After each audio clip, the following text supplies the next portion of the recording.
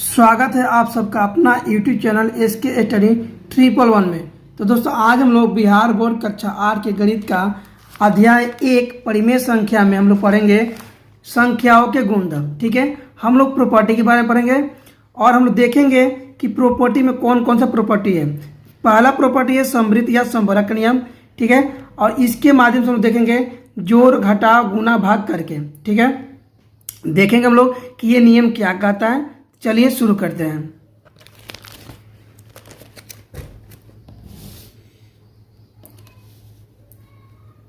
देखिए दोस्तों, पहला है आपका समवृत्त या समवर्ग नियम, जिसे हम लोग इंग्लिश में क्लोजर लॉ भी कहते हैं। ठीक है, तो हम लोग जोड़ के माध्यम से देखेंगे, योग मतलब जोड़ के माध्यम से देखेंगे कि हमारा ये प्रॉपर्टी जो है काम करता है कि नहीं करता है। ठीक है, चलिए पहला परिमेय संख्या लेते हैं हम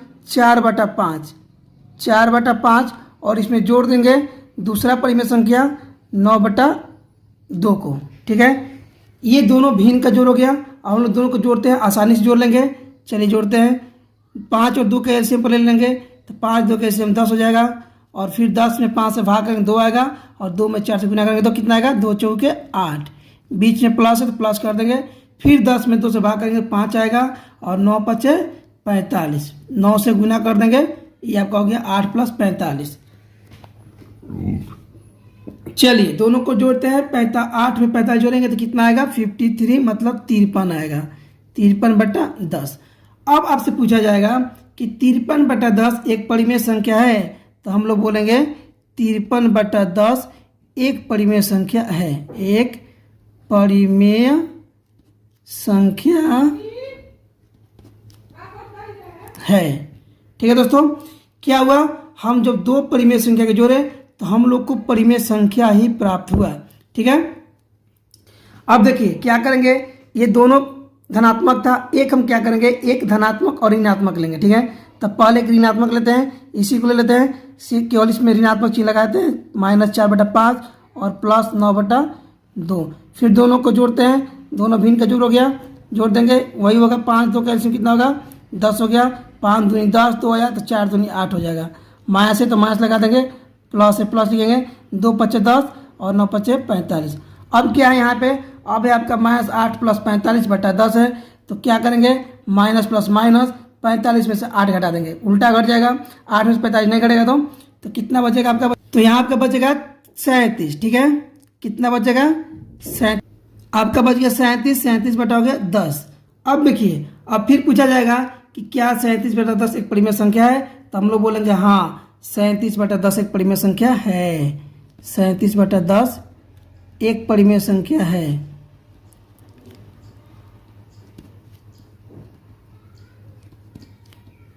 ठीक है दोस्तों, क्या हुआ, हम लोग जब दो परिमेय संख्या को जोड़े तो हम लोग को परिमेय संख्या ही प्राप्त हुई।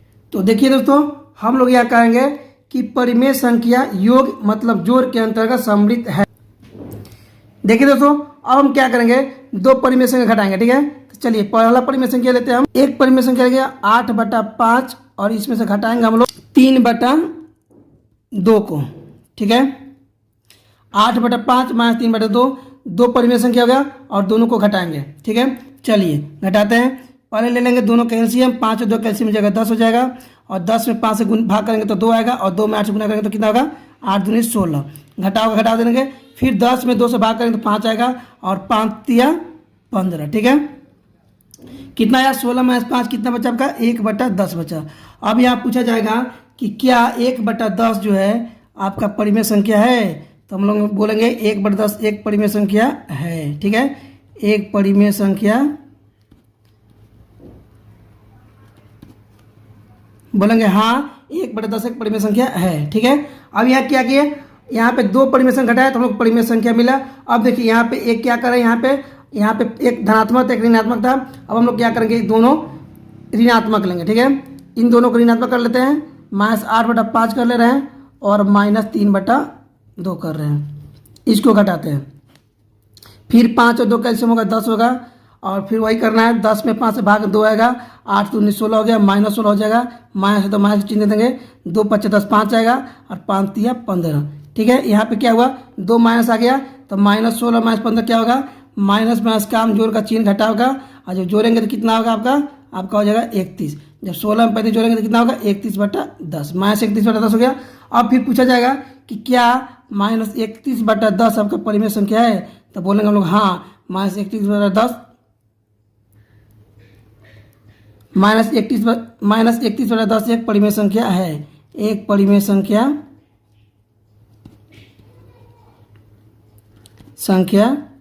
है। ठीक है, हम लोग क्या किए, जब दो परिमेय संख्या घटाए तो हम लोग को परिमेय संख्या ही प्राप्त हुआ। तो हम लोग कह सकते हैं यहाँ पे कि परिमेय संख्या घटाव के अंतर्गत सम्मिलित है। ठीक है, ये आपको हुआ घटाव का। अब हम क्या करेंगे, अब हम गुना में देखेंगे, कि गुना के अंतर्गत ये जो परिमेय संख्या है उसके अंतर्गत सम्मिलित होता है कि नहीं होता है।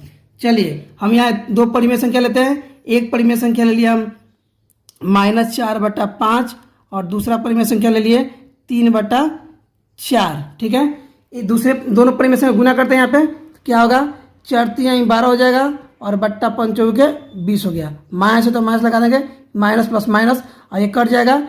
2 से 2 छक 12 और 2 20 और 2 पचे 10 और 2 3 6, कितना बचा -3/5 आया। ठीक है, तो कहेंगे यहाँ पे हम लोग कि -3/5 एक परिमेय संख्या है। ठीक है, एक परिमेय संख्या है,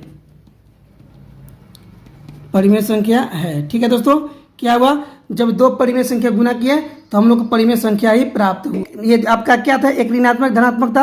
अब हम लोग क्या करेंगे, यहाँ पे दोनों ऋणात्मक संख्या लेंगे। ठीक है, तो एक ले लिए -4/5 और गुने -3/4, इसका गुना करते हैं तो 4×3=12 हो जाएगा, माइनस में प्लस हो जाएगा 12/20। ठीक है, कितना से 4 से कट जाएगा, 4 × 5 = 20, 4×3=12, 3/5 आया। ठीक है, अब बोला जाएगा कि क्या 3/5 एक परिमेय संख्या है, तो हम लोग बोलेंगे हाँ 3/5 एक परिमेय संख्या है। ठीक है, परिमेय संख्या है।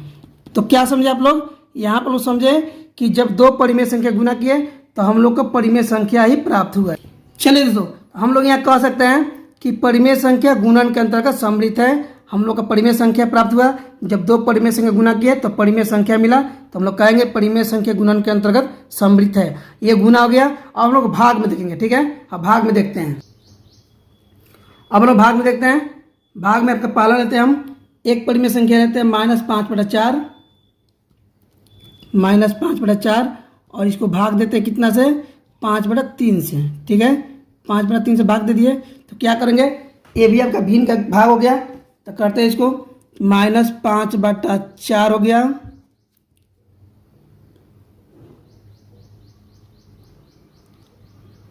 -5/4 हो गया। और जो भाग को गुना बदलें तो क्या होगा, यहाँ पर गुना का चिन्ह देंगे और ये पलट जाएगा। जब गुना का चिन्ह देते हैं तो इसके बाद वाली संख्या क्या होता है, भिन्न पलट जाता है। अंश हर अंश में तो 3 ऊपर जाएगा और 5 नीचे आएगा। ठीक है, अब क्या करेंगे, यहाँ पे कटा लेंगे। ठीक है, कटने वाला है तो 5 से 5 कट जाएगा, कितना बचा आपका, यहाँ पे बचा -1, तो -1 में जब 3 से गुना किया कितना होगा, -3 और बट्टे में 4। अब यहाँ पूछा जाएगा कि -3/4 एक परिमेय संख्या है, तो बोलेंगे हम लोग हाँ -3/4 एक परिमेय संख्या है। -3/4 एक परिमेय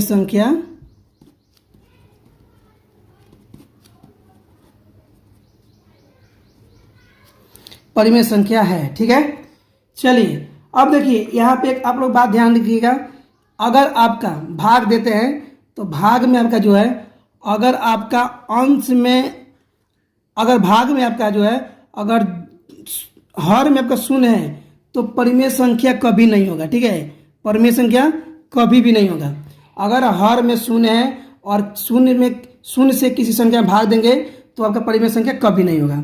ठीक है, समझ गए, शून्य को छोड़कर। ठीक है, शून्य को छोड़कर किसी भी परिमेय संख्या में, किसी भी परिमेय संख्या से भाग दीजिएगा तो आपका परिमेय संख्या ही प्राप्त होगा। ठीक है, क्या होगा, देखिए अगर मान लीजिए ए में हम भाग दे रहे हैं शून्य से तो हमारा क्या होगा, परिमेय संख्या नहीं होगा। क्या होगा, परिमेय संख्या नहीं होगा।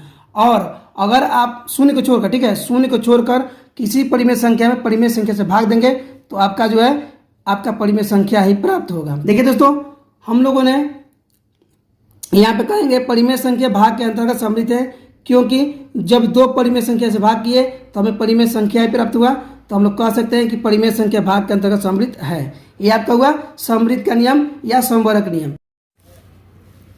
चलिए दोस्तों देखिए, अब का दूसरा नियम है क्रम विनिमयता नियम, ठीक है, जिसको इंग्लिश में कहते हैं कम्यूटेटिव लॉ। क्या कहते हैं? Commutative law.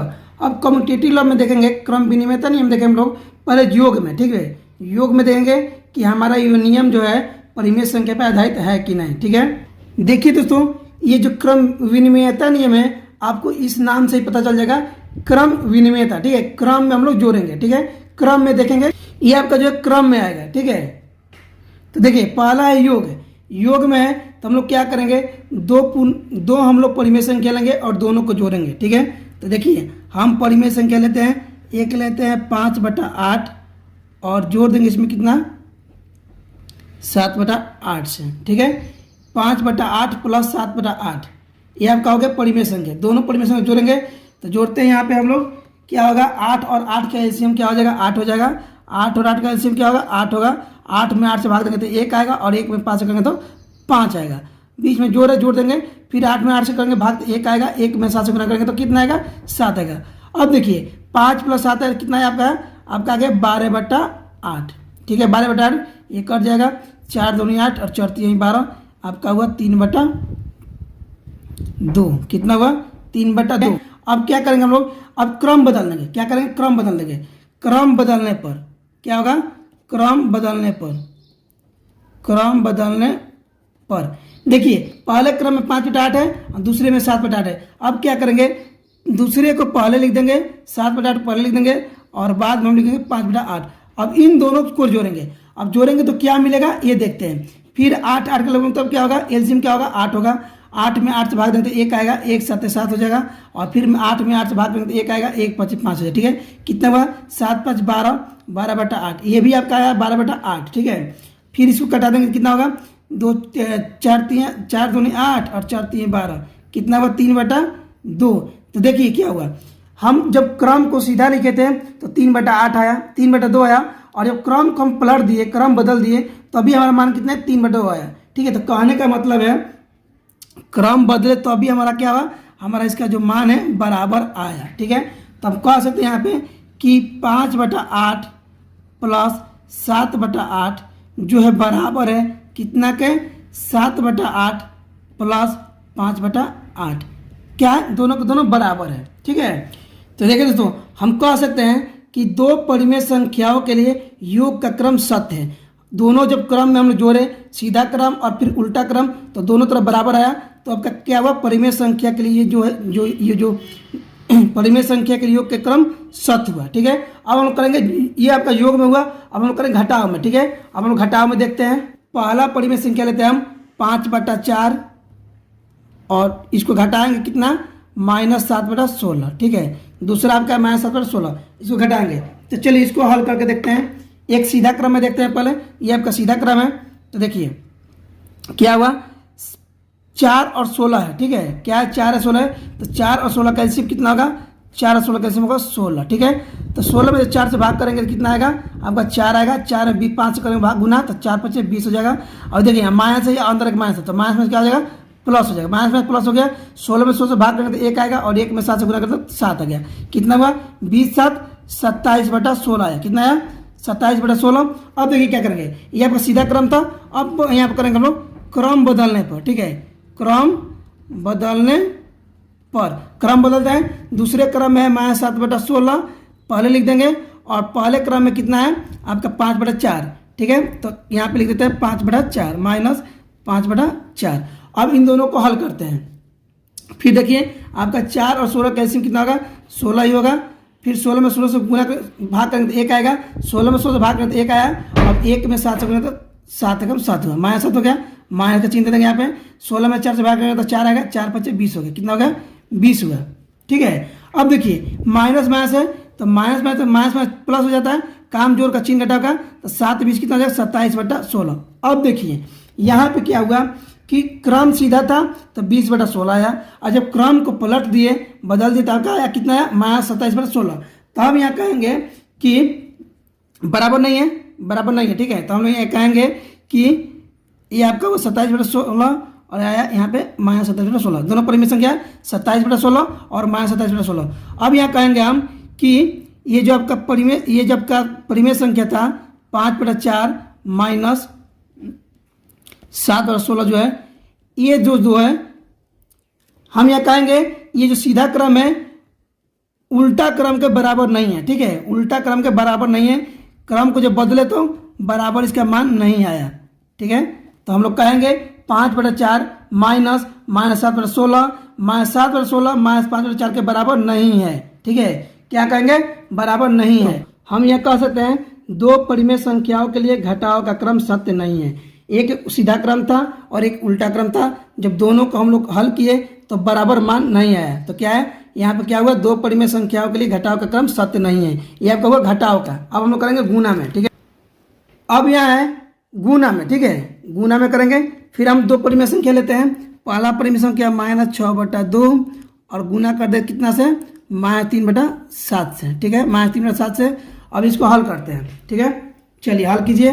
कितना हो जाएगा, कितना है, 6×3 18, 6×3 18 और बट्टा 2 7 14, 2 7 14 हो गया और माइनस प्लस प्लस हो गया। ठीक है, अब ये कट जाएगा, 2 से कट जाएगा, 2 9 18, 2 7 14, तो कितना हुआ, 9/7। ठीक है, ये देखिए अब क्या करेंगे, ये सीधा क्रम था, अब इसको हम पलट देते हैं। ठीक है, उल्टा क्रम करते हैं। क्रम बदलने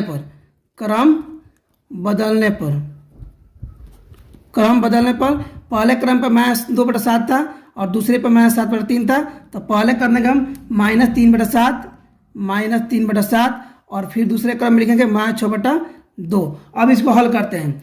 6×3 18 हो जाएगा ये भी, और 7/14 हो गया नीचे। ठीक है, 7 × 2 7 × 14 माइनस प्लस है। ठीक है, तो देखिए यहाँ पे ये कट जाएगा, 2 7 14 और 2 9 18, ये भी आया आपका 9/7। सीधा क्रम में 9/7 था, उल्टा क्रम में भी आपका 9/7 आया। तो क्या कह सकते हैं हम लोग, यहाँ कह सकते हैं कि -6/2 गुने -3/7 बराबर है क्रम बदलने पर -3/7 गुने -6/2 के। एक सीधा क्रम में गुना किए और एक उल्टा क्रम में, जब दोनों को हल किए तो हम लोग को दोनों तरफ मान बराबर आया। तो हम लोग कह सकते हैं कि दो परिमेय संख्याओं के लिए गुना का क्रम विनिमेयता नियम सत्य है। अब हम लोग भाग में देखेंगे। ठीक है, भाग में देखते हैं। पहला परिमेय संख्या लेते हैं, -4/5 को भाग करते हैं 7/3 से। ठीक है, चलिए इसको हल करके देखते हैं कितना हो जाएगा, -4/5 भाग को गुना में लिख देते हैं, भाग को गुना बदल देते हैं, और जब गुना बदलेंगे तो अंश हर में हर अंश में। ठीक है, पलट जाएगा। अब देखिए कटने वाला कुछ नहीं है, तो ऊपर गुना ऊपर, नीचे का नीचे नीचे। ठीक है, ऊपर गुना ऊपर का ऊपर गुना, नीचे का नीचे गुना, तो 4 3 12 हो जाएगा और नीचे 7 5 35 आया। ठीक है, ऊपर माइनस है तो माइनस लगा, माइनस प्लस माइनस हो गया। अब क्या करेंगे, ये आपका मान हुआ -12/35। ठीक है, सीधा क्रम में। अब क्या करेंगे, यहाँ पे क्रम बदलने पर दूसरे क्रम पे था 7/3, तो पहले क्रम पर लिख दिए, और पहले क्रम पे था -4/5, तो दूसरे क्रम में -4/5 कर दिए। ठीक है, अब इसको हल करते हैं तो 7/3 हो जाएगा और आपका भाग गुना बदल जाएगा। जब गुना बदलेगा तो क्या होगा, अंश हर में हर अंश में, तो 5 हो जाएगा, ऊपर चल जाएगा और -4 नीचे आ जाएगा। अब इसको गुना करते हैं 7 5 और नीचे आपका चढ़ती है 12। ठीक है, -12 आ गया। अब देखिए ये हम यहाँ पे लिख सकते हैं कि -35/12। अब देखिए सीधा क्रम जो भाग किए तो हमारा आया -12/35। ठीक है, -12/35 मान आया, और जब क्रम को बदल दिए तो हमारा मान कितना है, -35/12। तो बराबर नहीं है दोनों, तो हम लोग ये कह सकते हैं कि -4/5 भागा 7/3 बराबर नहीं है कितने के, क्रम बदलने पर 7/3 भागा -4/5 के। ठीक है, क्या है, बराबर नहीं है। तो देखिए दोस्तों, दोनों का मान बराबर नहीं आया है, तो हम लोग कह सकते हैं कि दो परिमेय संख्याओं के लिए भाग का क्रम विनिमेयता नियम सत्य नहीं है। ठीक है, सत्य नहीं है। तो चलिए दोस्तों, बस आज इतना ही। हम लोगों ने दो नियमों को पढ़ा। ठीक है, दो गुणधर्म पढ़ा। उम्मीद करते हैं आप सबको दोनों गुणधर्म समझ में आ गया होगा। मिलते हैं अगले वीडियो में, तब तक के लिए धन्यवाद। और हाँ दोस्तों, अगर आप इस चैनल पर नए हैं तो चैनल को सब्सक्राइब जरूर कीजिएगा।